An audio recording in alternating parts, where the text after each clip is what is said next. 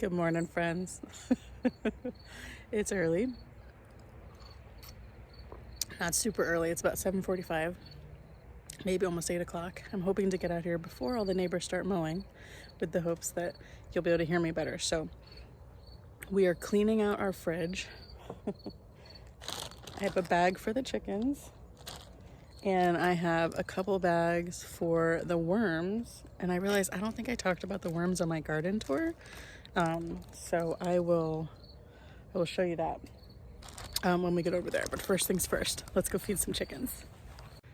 Did I even say hello and welcome? Welcome to At Home with Holly. My name's Holly. I'm so glad that you're here.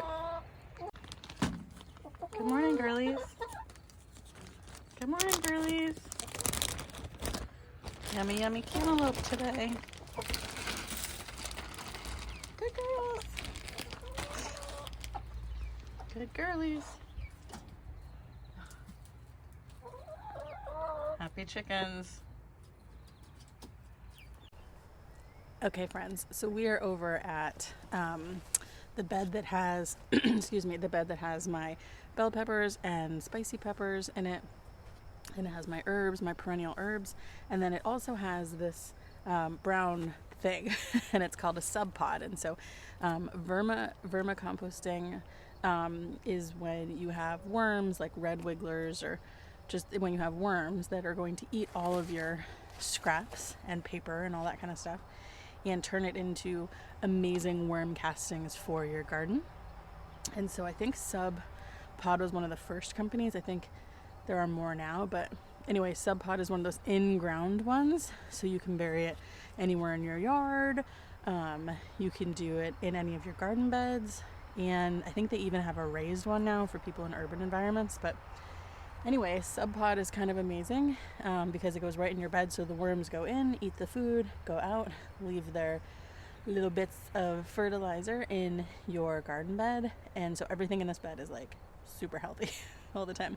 And then you can actually sift it out and apply the worm castings to the other bed too. So, and worm castings are pretty pricey if you get the ones that are, organic and blah blah blah, all that stuff. So okay, here we go. Let's go ahead and feed the worms. Okay, so here it is looking from the top. Ignore the pink bag. So, oh, by the way, Sub Pod also comes with the turner thing so that you can aerate and mix everything in. So my daughter's been feeding this, so I'm not sure what state it's in, but you have these blankets. Oh, and inside it has feeding guide and like what to feed, and like yes please is like no please is like never, and take care is sometimes. So we are going to, now this should have been mixed in, but Olivia's been feeding, so she does her best. But we're going to get this all mixed in and then add new stuff to it.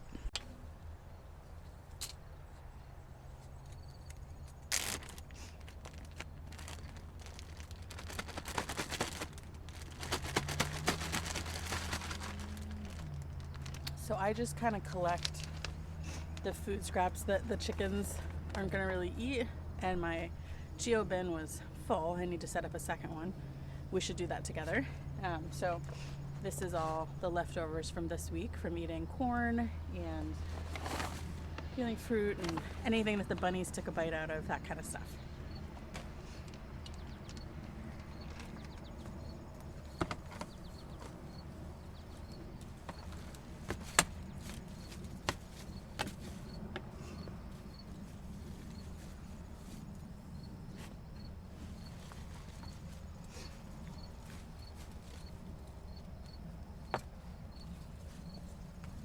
Also, there's no smell or anything like that from vermicomposting, which is the original reason I wanted to try it. But now I like getting the worm castings too. So, hello wormies. So this is kind of an easy one for people to dip their toe into when they first start composting.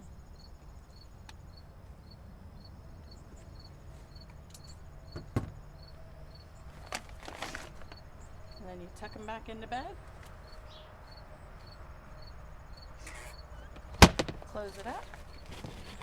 Take the herbs out to the corners, and you're good to go.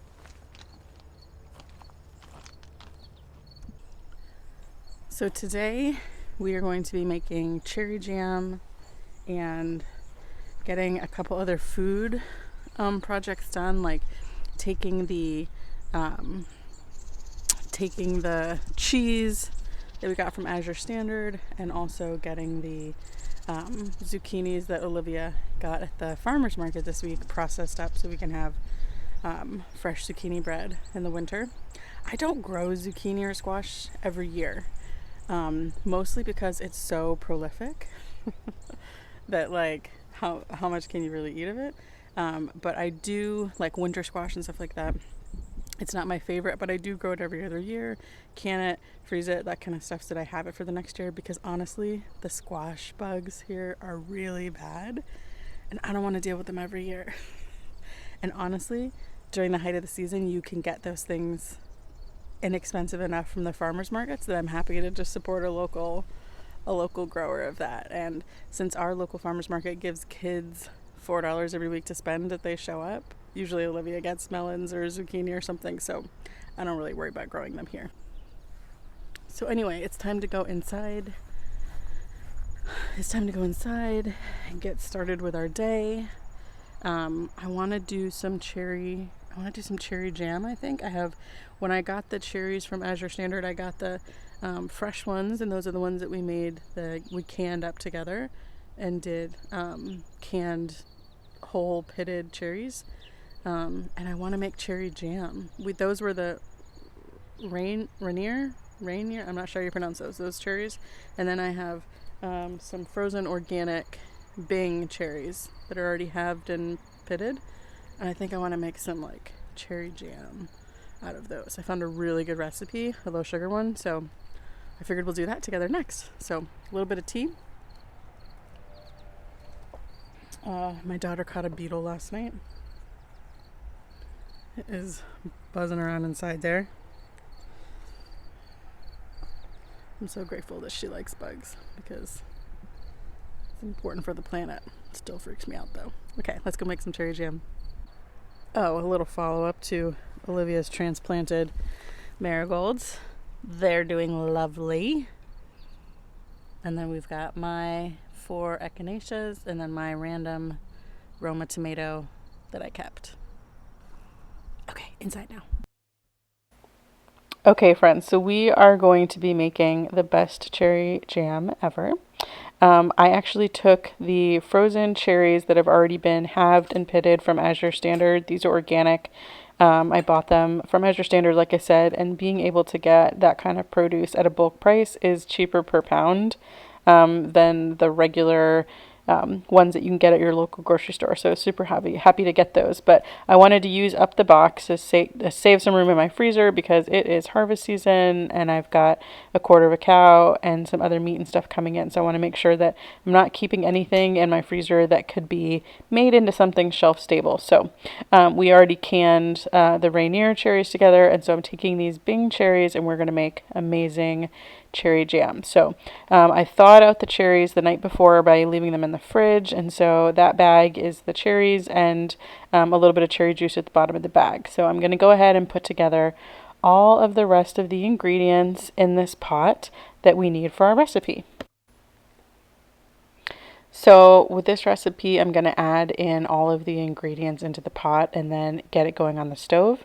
So first we're going to add in the lemon juice. You're going to use bottled lemon juice, not fresh lemon juice, because you want to make sure that the percentage of acidity is safe for canning.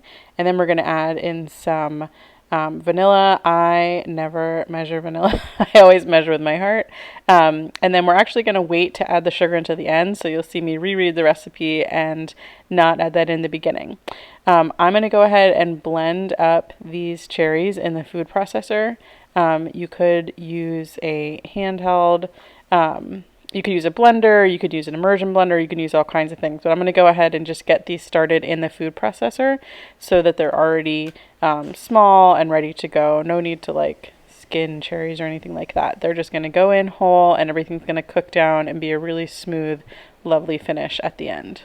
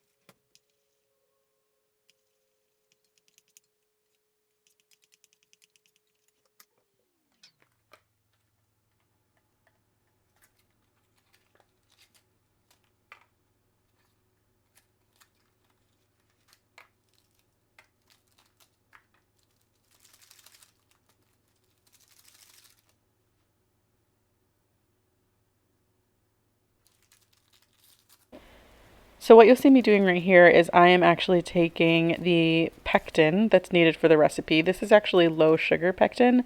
It's the kind that comes in the pink box. The one for a regular amount of sugar recipes is in the yellow box, and the pink box is for the low sugar. So I always try to find the pink box and the lowest sugar recipes that I can find to keep on my shelf. But you want to mix it together with the sugar before you add it into the pot. Just a little bit of sugar, even like a quarter of a cup, half a cup is enough.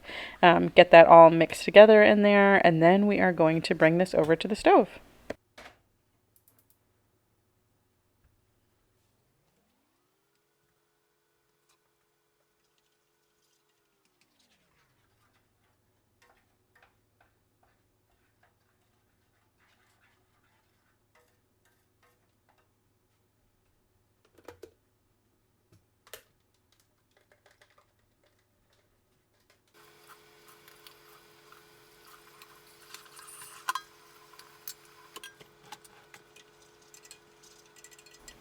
So now that I've got most of the dishes cleaned up and out of the way, I'm going to go ahead and keep stirring this from time to time to make sure that nothing sticks to the bottom of the pot and burns. Then I'm going to grab the inner part of my electric canner, and I'm going to start filling it with water and putting in the jars to start getting warmed up so that they can be ready for us when we're ready to start canning. So where it's at right now is it's starting to boil, but you can see that when I stir, the bubbles go away. Right? So you want to be able to stir this and not have the bubbles go away. So we are almost there. Oh yeah, we're here. We're here. All right, let me grab the sugar and we'll add that in. All right, here is the rest of our sugar. Now I usually add a pat of butter when I'm doing jam or jelly, and it helps with the foam, but I forgot to do that today, so we'll just go with it.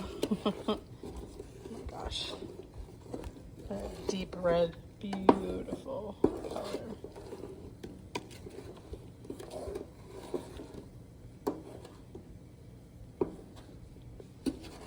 So pretty.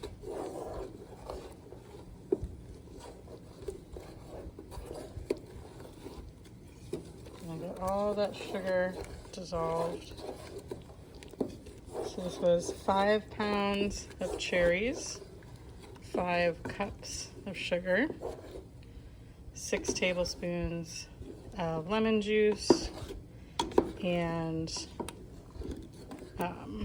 it said like 3 teaspoons or something of vanilla. We just measure vanilla with our heart around here. And it didn't call for salt, but again, I think there should be salt to bring out the flavor.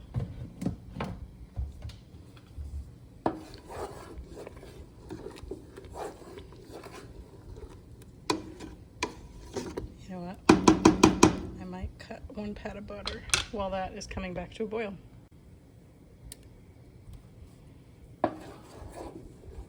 Hey Lily, will you shut that door for me, please? I grabbed the butter out so quick I didn't have time to shut the fridge door. Thanks, kiddo.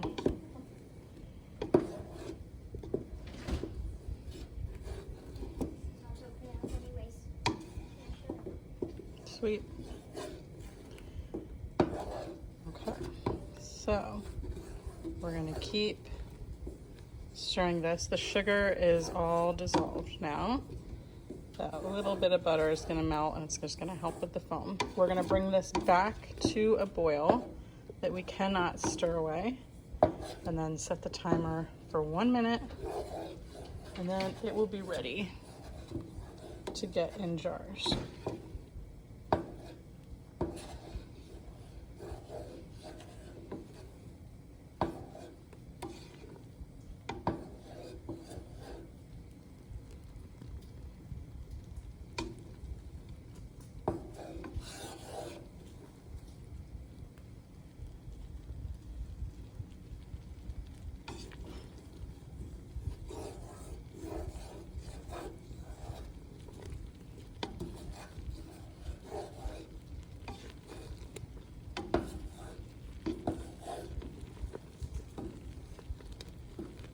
Okay, friends, we are there. We cannot stir away the bubbles, so we will set the timer for 1 minute.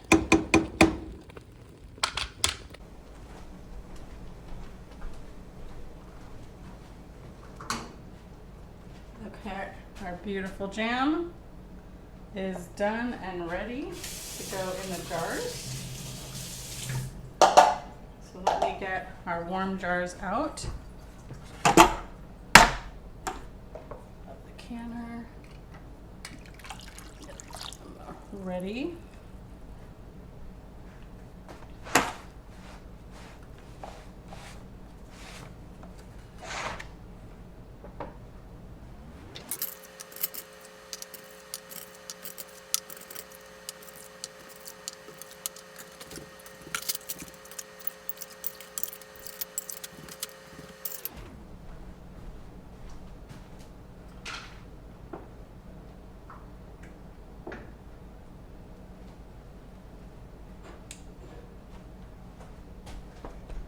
Okay, looks so good.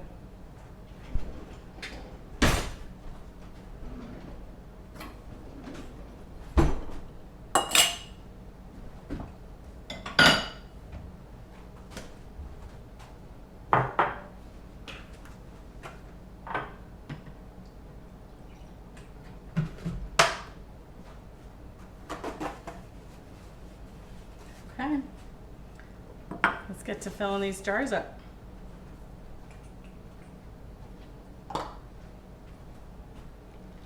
Beautiful. There's not much foam. I think that butter really helped. Like there's not even any to skim off. So I'm just gonna go ahead and start filling.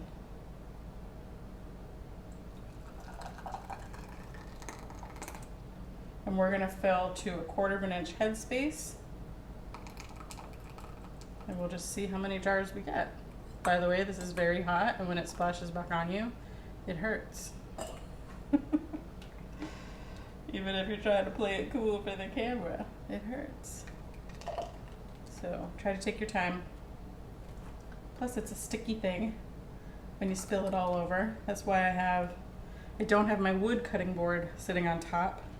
I have the plastic one.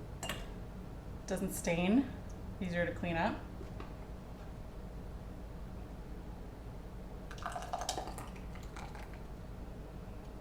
Gosh, this is a beautiful, beautiful color. Wow.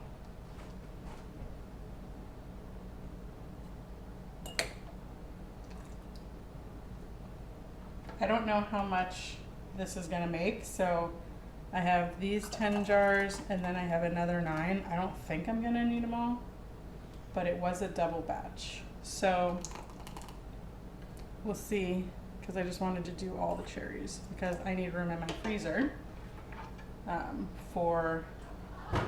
need room in the freezer for beef that's coming and for all the tomatoes that we keep having an abundant harvest of, and you know, all the things that happen that you make ahead.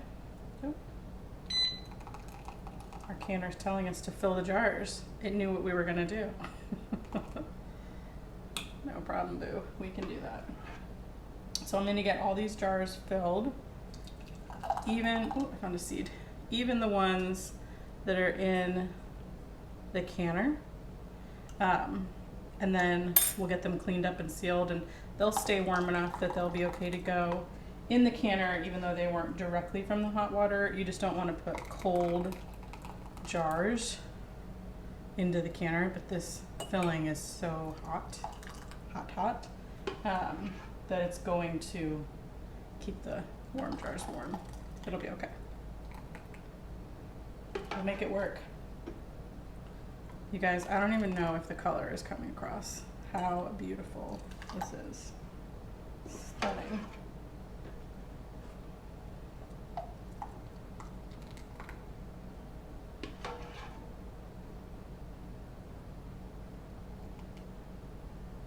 This is one of those things that tastes so much better homemade.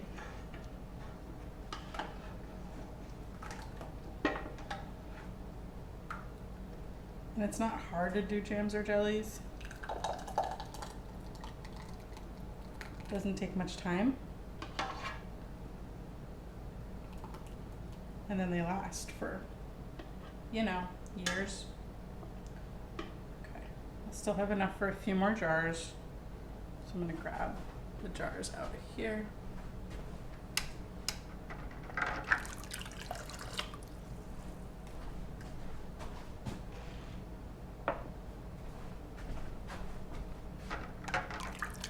I'm not gonna need all 9 jars, but just grab them out.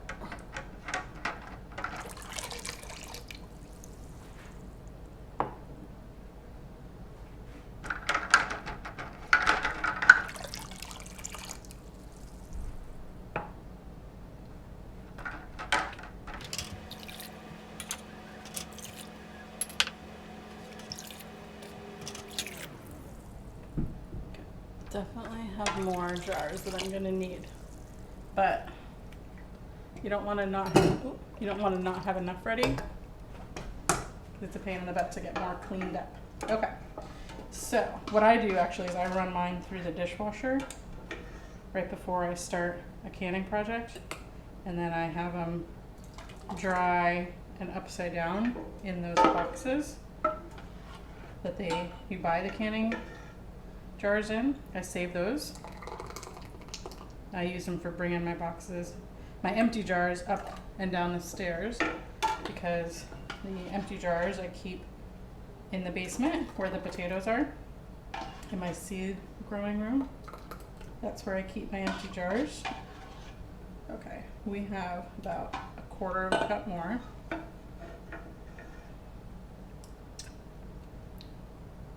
my gosh. Wow.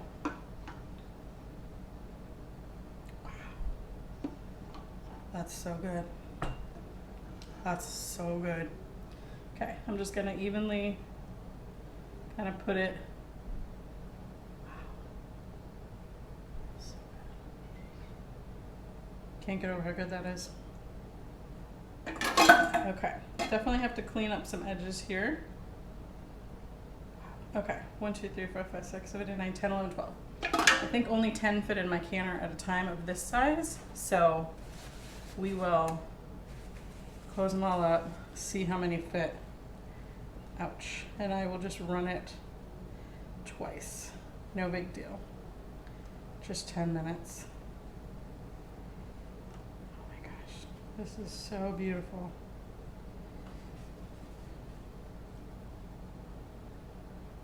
And honestly, you guys, the price of buying from Azure Standard, it's a little bit of an investment up front, but you're getting organic and you're buying at like wholesale price.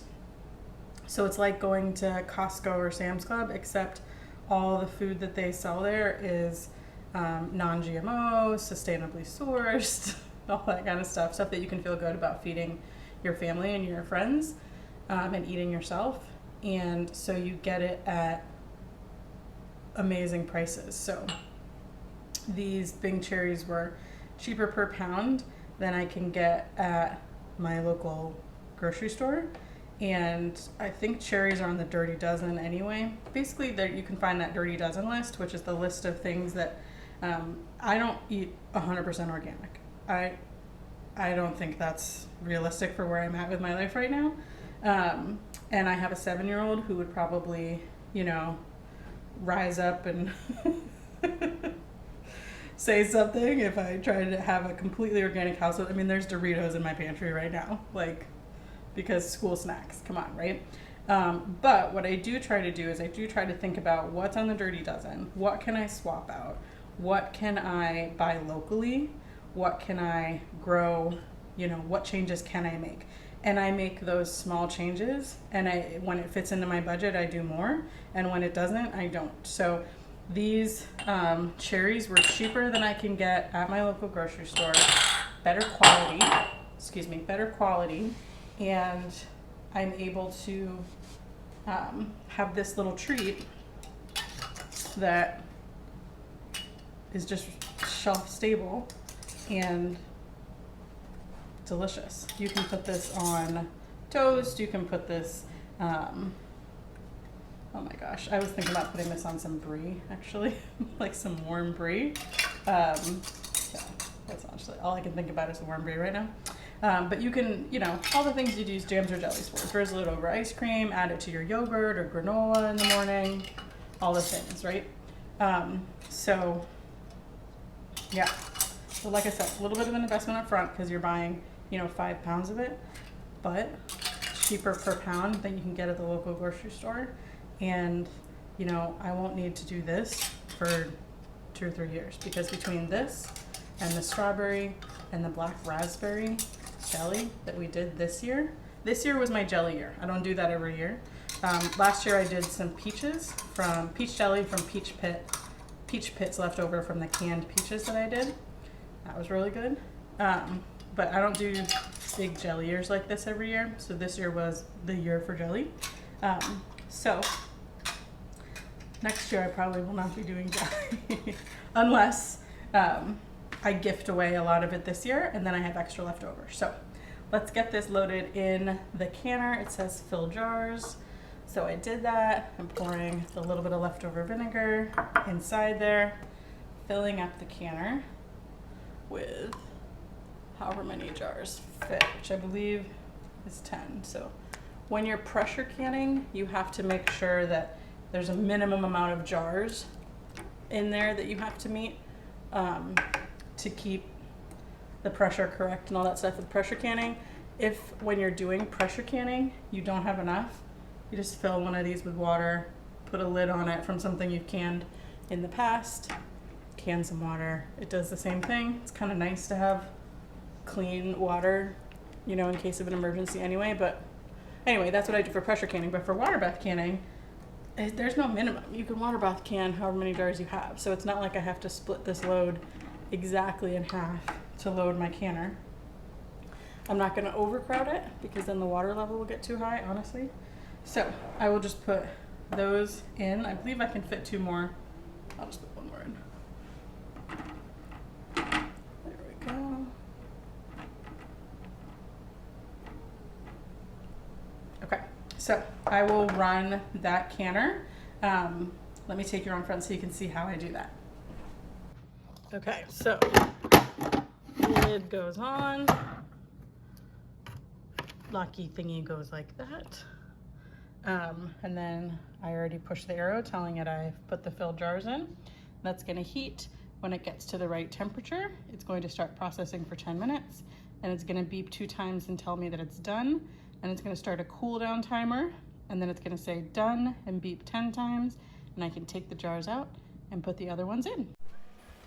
So one of the things that I like to do so that I can stay sane while I'm doing these projects and not have a huge mess at the end of the day is kind of try to think about what do I have out, what can I use twice since it's already out, what can I do to make my life easier at the end. So the first thing I do is I get this pot soaking in the sink with some soapy water and I put all the things that were needed to make the jam in there to soak, and then I clean all of the sticky stuff off the counter because that will harden up. Jam or jelly will set up as it comes to room temperature and thicken, and so all the little drips or spills that are easy to wipe up right now are not going to be so easy to wipe up later. Plus you know, it just feels nice at the end of the day to have like a clean kitchen and all those pretty jars sitting on the counter. So on this day, since I had to get the food processor out to do the cherries, I decided that I was also going to do the zucchinis that Olivia got from the farmer's market, and then also some of the cheese that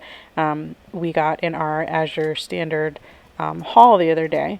And so I have everything set up and ready to go so that while the jars are in the canner and I have 10 minutes for each of the loads, I decide to get the zucchinis washed up and grated and put into freezer bags, and then the same thing with the cheese. So I'll show you what that process looks like, but I just like that since I already have the food processor out, I'm already committed to, you know, not going anywhere and watching the canner and all that kind of stuff.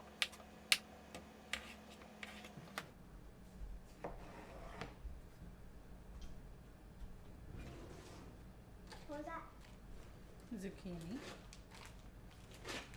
I'm going to shred it up. in 2-cup increments so we can make zucchini bread. Zucchini Is bread. that the one from the farmer's market? Of course it is. Yep. For a second I keep thinking that's cucumbers. No way, man. This is the bread stuff.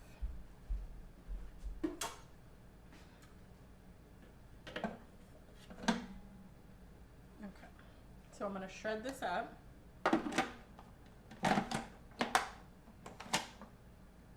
I could grate this by hand, but by the way, you guys are sitting crooked. Who didn't straighten you?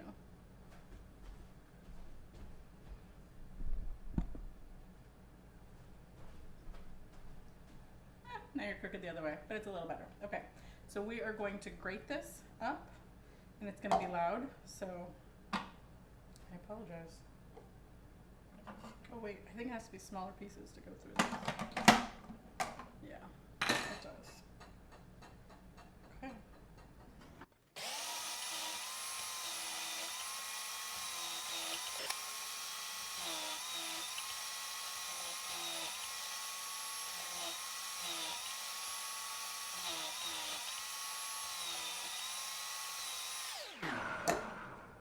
Full.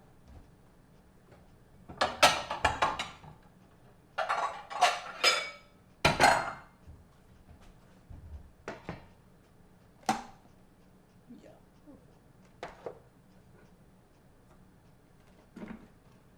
Perfect for zucchini bread. That's 2 cups.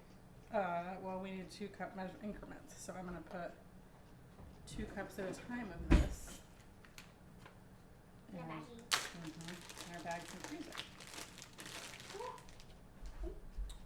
So, Oopsies. Just stop. you right? Yeah.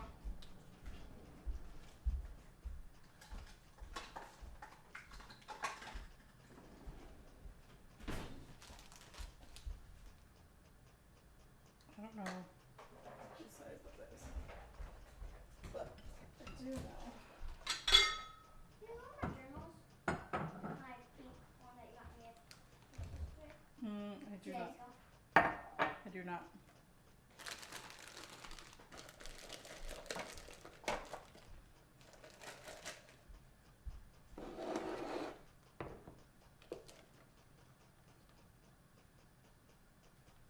I know there's a difference between wet and dry measuring cups, but this will be close enough.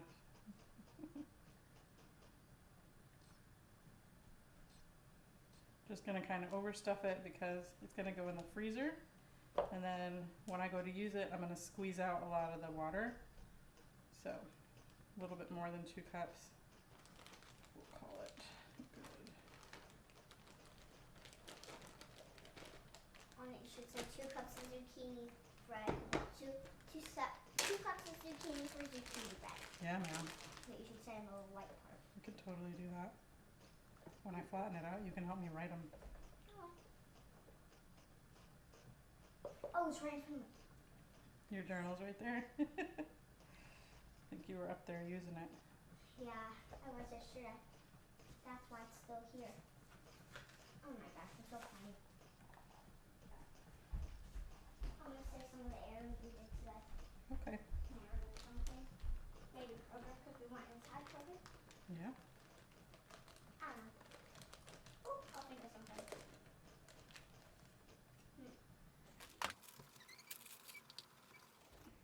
Honey, this was the perfect size zucchini. There were like no big seeds in it, but it was still big enough where we got like a ton. Good job. So he asked if we wanted big or small, and we said, so he guessed it was big and then we wanted big. So we kept a lot of zucchini bread. We might not use all that at once. For sure. We might use like 1 bag at a time. Yeah. Maybe 2. Like double the recipe. Maybe So- 1 time we do double the recipe. Not today. But Maybe. Helps if I put the blade back in. for sure. What are you forgetting? If you don't, it just goes right back.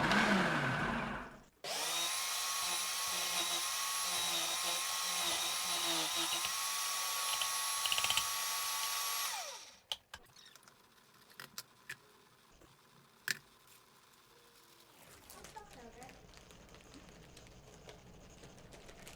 What do you think it starts with? Okay. Mm-hmm. I kind of knew that. But, okay. And the next letter is an O.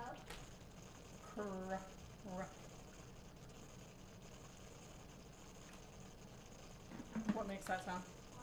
Yep. O. Yep. G. Mm-hmm.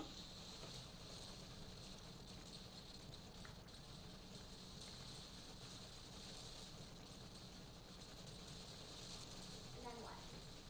E. Mm-hmm. And what? What do you think?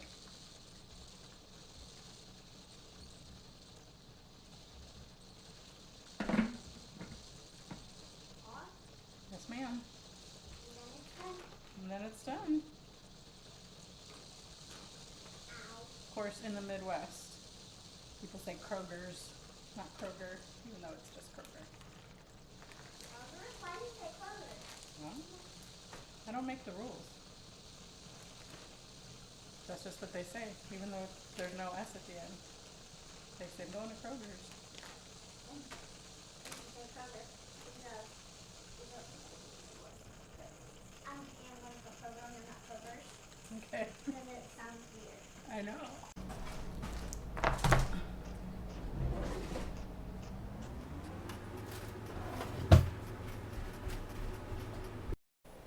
So this is another one of those really awesome benefits about getting orders in from Azure Standard. This is organic, grass-fed, grass-finished cows, sharp cheddar cheese, and mozzarella cheese. I end up only getting the cheddar cheese done today because I was a little overambitious and I ran out of time and energy to do both blocks. But being able to get this cheese at this price, amazing. This is also one of those hacks that I do of I love shredded cheese, and I know you can get them in the bag from the store, but you can't get this quality at this price, number one. And number two, they just don't taste the same. They just don't taste the same. So if you shred your cheese, any type of cheese, and you keep it in the freezer in freezer bags, it thaws beautifully. It doesn't change texture. It's really great. I take it from frozen and sprinkle it right on salads or anything I want. So this is another one of those mom hacks. Okay, so last time I got a different brand. This time I got this brand. It's the same family farm from California that does the butter that's really good from Azure Standard. Their cows are very happy cows, my friends. Perfect timing. The canner's done. So this was getting a little bit messy because I didn't dry it all the way. So the cheese was kind of getting hot and stuck in there, which makes a tasty snack. But I'm going to run this through the dishwasher, let it cool, and I'll do the mozzarella tomorrow. So I'll just show you what the cheddar and everything looks like. I just put it basically a pound each in these freezer bags, and then I'll lay them flat in my deep freezer. Having this as a shredded cheese option, I use shredded cheese most of the time for all the things. But shredded cheese that you get from the store, it's like coated with, I don't know, I think it's like cornstarch or something like that, so that it doesn't stick. It's an anti-caking agent. But if you just put this in the freezer, you can grab some and sprinkle it on frozen. You can put it in the fridge. You can put it on in the fridge. It'll be thawed overnight. You can put it on the counter and it'll be thawed in like 30 minutes, even though food safety wise, I'd probably thaw it in the fridge. So this is my go-to. You cannot buy grass-fed cows, organic cheddar for the price that you can get at Azure Standard. So it takes the amount of time it takes to process the cherry stuff once when you get the order, and then you have 5 pounds of shredded cheese, easy peasy, and throw all this in your dishwasher. I'm sure that I know that there are fancier food processors which would make it a lot easier and go a lot quicker, but you work with what you got, and this is what I got, and it works pretty well. So I'm going to get all this stuff washed up in a second, but first I'm going to take the jars out of the canner and I'll show you what that looks like. Okay, the last 3 jars. Look at that beautiful, beautiful jam.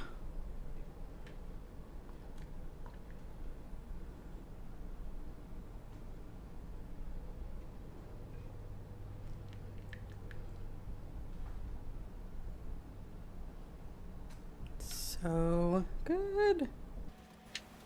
Okay, friends, the processing and cooking and canning part is complete, so I'm going to go ahead and get the kitchen cleaned up the rest of the way so that we can actually enjoy the rest of our evening.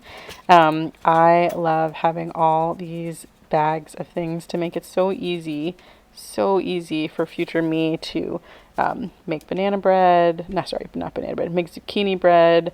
Although I do the same thing with bananas. When they're overripe, I put them in bags and portion them up for banana bread and put them in my freezer. But to be able to have zucchini bread ready to go, to be able to pull out to make for her school lunches or breakfasts, to be able to have that high quality shredded cheese in my freezer ready to go, to be able to have that delicious, really, really good cherry jam to be able to gift to my friends or enjoy for ourselves is just such a blessing. So I like taking the time, like I said, to clean up as I go. So this cleanup at the end was not very hard and not very long, and made the whole thing just kind of feel complete when we were done. So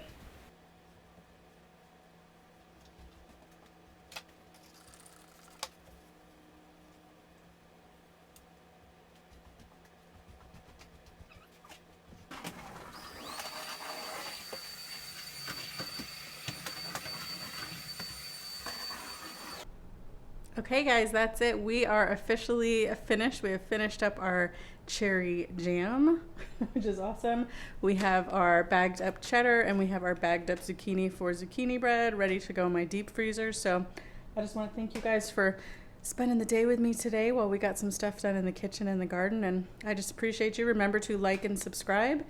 Leave comments for any video topics that you want to see in the future. I hope you guys are having a great day, and I'll see you next time. Bye, guys.